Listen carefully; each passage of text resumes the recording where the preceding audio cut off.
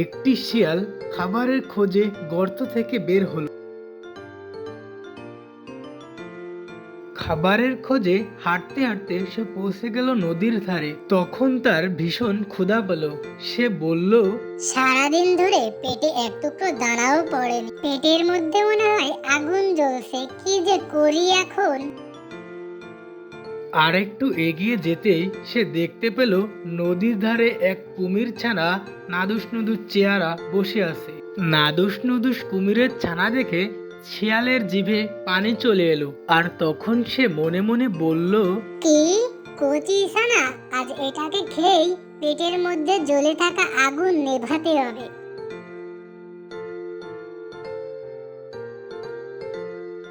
যেই ভাবা সেই কাজ। তখন সে গিয়ে কুমির ছানাকে মেরে খেতে লাগলো। কিছুক্ষণ পর বড় কুমির চলে আসে আর সে এসে দেখে শিয়াল মনের সুখে তার বাচ্চাকে মেরে খাচ্ছে। এই অবস্থা দেখে কুমির শিয়ালের দিকে তেড়ে আসে আর শিয়াল কুমিরকে দেখে দৌড় লাগালো। তখন কুমিরও শিয়ালের পিছু পিছু দৌড়াতে লাগলো। কুমির শিয়ালের পিছু নিতে নিতে বলল, বজ্জাত শিয়াল, তোকে আমি ছাড়ছি না। আমি এর উচিত বিচার নিয়েই তবে থামবো। আমি এখনই যাব বনের রাজা বাঘের কাছে, দেখি উনি কি বিচার করেন। তারপর কুমির ছোট্ট ছোট্ট পায়ে এগিয়ে গেল বাঘের গুহায়। বাঘ তখন কুমিরকে দেখে অবাক। বাঘ বলল, এ আমি কি দেখছি, পানির রাজা আজ হঠাৎ ডাঙায় চলে আসলো, তাও আবার আমার কাছে। তো কি মনে করে এখানে আসা? বাঘ মহাশয়, কি আর বলবো দুঃখের কথা। আপনার একমাত্র ভাগ্নে আমার বাচ্চাকে খেয়ে মেরে ফেলেছে। আমি এর বিচার চাইতে এসেছি। আপনি এর বিচার করুন মহারাজ। আমি এর সঠিক বিচার চাই মহারাজ। কি বলো, শিয়াল তোমার বাচ্চা খেয়ে নিয়েছে? হ্যাঁ রাজামশাই, আমার একমাত্র বাচ্চাকে মেরে খেয়ে শিয়াল পালিয়েছে। এই বলে কুমির কাঁদতে লাগলো। বাঘ তখন সান্ত্বনা দিয়ে কুমিরকে বলল, কেঁদো না তুমি, দেখছি আমি এর কি করা যায়। জি মহারাজ, এর একটা উচিত বিচার চাই আমি।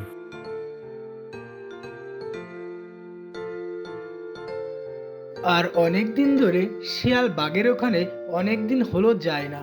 বাঘ তো শিয়ালের উপর ভীষণ ক্ষেপে রয়েছে। শিয়ালও খুব ভয়ে ভয়ে আছে, কবে যে বাঘের ডাক পড়ে। ভয়ে আড়ালে আবডালে শিয়াল চুপি চুপি ঘুরে বেড়ায়। তবে শেষমেশ রেহাই পেল না শিয়াল। একদিন এক গাধার সাথে তার দেখা হয়ে গেল। তখন গাধা বলল, শিয়াল ভাইয়া, বাঘ মহাশয় তোমাকে তলব করেছে। খুব তাড়াতাড়ি তিনি তার দরবারে তোমাকে হাজির হতে বলেছে। ঠিক আছে, তুমি বাঘ মহাশয়কে বলে দিও আমি খুব তাড়াতাড়ি তার ওখানে হাজির হব। এদিকে না খেয়ে খেয়ে তো শিয়ালের প্রায় মরমর অবস্থা, কিন্তু শিয়াল এটা কাউকে বুঝতে দেওয়ার পাত্র নয়। একদিন হাঁপাতে হাঁপাতে শিয়াল বাঘের দরবারে হাজির। সে বাঘকে এসেই অনুনয় বিনয় করে বলল, মামা, অনেক কষ্টে আছি, দিনকাল ভালো যাচ্ছে না। লোকজন মুরগির ঘর এমন ভাবে বানাচ্ছে যে আমি বুঝি শেষ। একটা মুরগিও খেতে পাচ্ছি না, ক্ষুধার জ্বালায় মরে যাচ্ছি মামা। তোর তো এখনো কুমির ছানার মাংসই হজম হয়নি, চালাকি আর কত করবি? আমার রাজ্যে থেকে তুই এমন কাজ করলি যে তোকে আর কিভাবে মাফ করব বল? তোকে তো কুমিরের হাতে তুলে দেয়া আমার জন্য আবশ্যক হয়ে গেছে। শিয়াল বাঘের এমন কথা শুনে সে ঘাবড়ে গেল। তখন বাঘকে সে নানা বিনয় বলল, এবারের মতো আমাকে মাফ করে দাও মামা, আমি আর এমন কাজ জীবনেও করব না। দয়া করে আমাকে কুমিরের হাতে তুলে দিও না মামা। কিন্তু বাঘ শিয়ালের কোনো কথায় কান দিল না। বাঘ তখন রেগে গিয়ে শিয়ালকে বলল, অনেক জ্বালিয়েছিস তুই।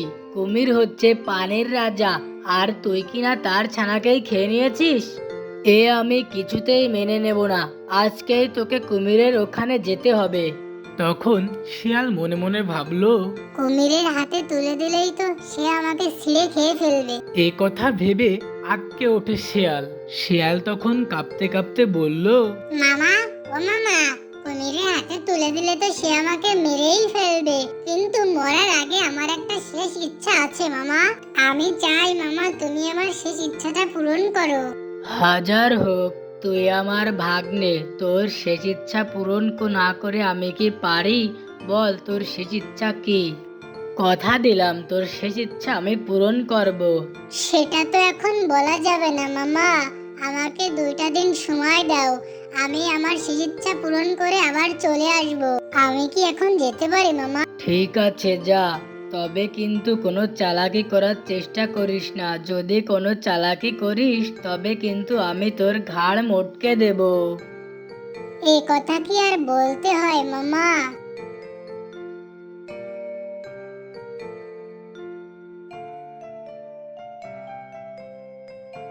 শিয়াল তার বাড়ি ফিরে সে অনেক চিন্তায় পড়ে গেল, কিভাবে এই বিপদ থেকে রক্ষা পাওয়া যায়। শিয়াল ভাবতে লাগলো, হঠাৎ করে তার মাথায় একটা বুদ্ধি চলে এলো এবং সে পরের দিন গাধার সঙ্গে দেখা করার সিদ্ধান্ত নিল, কারণ শিয়াল জানতো গাধাকে দিয়ে কাজটা করানো সম্ভব। বাঘ মামার বিয়ে দাওয়াত খেতে অবশ্যই যেও। কে শিয়াল ভাইয়া, কার সাথে বাঘ মামার বিয়ে? তা কোনিটা কে শুনি? বিয়ের সময় দেখে নিও, কোনের নাম বলা বাঘ মামার নিষেধ আছে। এটা আবার কেমন কথা? পাত্রীকে তাও আবার জানা যাবে না? বাঘ মামা বিয়ের দিন সবাইকে সারপ্রাইজ দেবে বলেছে। তাহলে তো খুব ভালোই হবে আর বেশ মজাও হবে। বাঘ মহাশয়ের বিয়ে বলে কথা, কি বলো শিয়াল ভাইয়া? শুধু মজা করলেই হবে? মামার বিয়ের কথা সারা বনে ছড়িয়ে দিতে হবে না? সে আর বলতে, আমি এক্ষুনি যাচ্ছি সারা বনে বাঘ মহাশয়ের বিয়ের কথা জানিয়ে দিতে।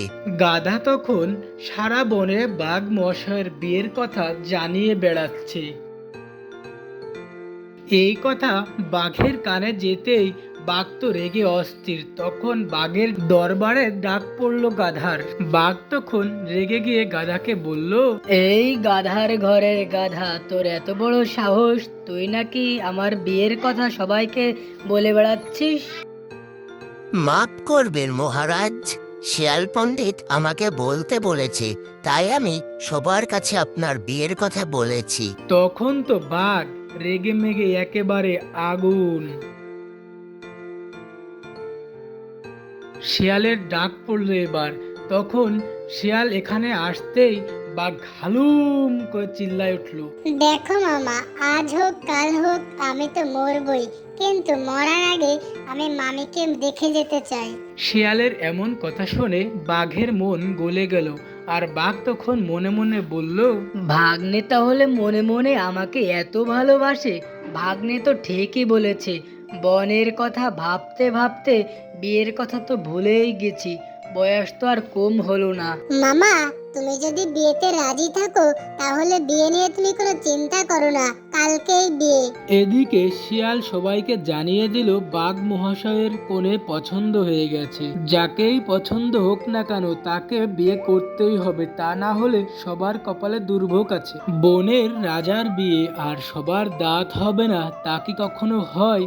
বাঘ সবাইকে দাওয়াত করলো, সবাই বাঘের বিয়েতে চলে আসলো, কিন্তু কনের কোনো খোঁজ নেই শিয়ালেরও খোঁজ।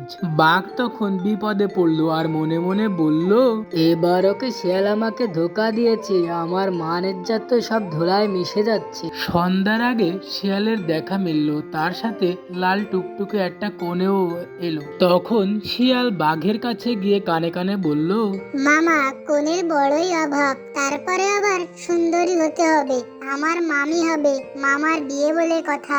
ভাগ্নে, তোর পছন্দের তারিফ করতে হয়। বাঘ করবে এত সুন্দর কনেকে বিয়ে, কেউ বিশ্বাসই করতে পারছে না। পরের দিন সকালে শিয়াল সেজে গুজে হাজির, কারণ সেদিন শিয়ালের আর বাঘের কুমির ডেয়ারে যাওয়ার কথা ছিল। শিয়াল দেখে বাঘের ফুরফুরে মন। ভাগ্নে আয়, তোর জন্য অপেক্ষা করছিলাম, পারলে আমাকে আরেকটা বিয়ে করিয়ে দে না, আগের মতো দৌড়াতে পারি না এখন। ফুরফুরে মেজাজে বাঘ তখন ভুলেই যায় যে শিয়ালকে কুমিরের ডেয়ারে নিয়ে যাওয়ার কথা। শিয়ালও তখন বুঝলো টোপে কাজ হয়েছে, এ যাত্রায় রক্ষা পেল শিয়াল। আপনারা এত সময় দেখছেন আমাদের একটি বাংলা জনপ্রিয় কার্টুন। নেক্সট পার্ট এইভাবে দেখার জন্য অবশ্যই আমাদের চ্যানেলটি সাবস্ক্রাইব এবং লাইক কমেন্ট শেয়ার করতে ভুলবেন না। আপনাদের ভালোবাসায় আমাদের নতুন নতুন ভিডিও বানাইতে অনেক অনুপ্রেরণা এবং সাহস যোগায়।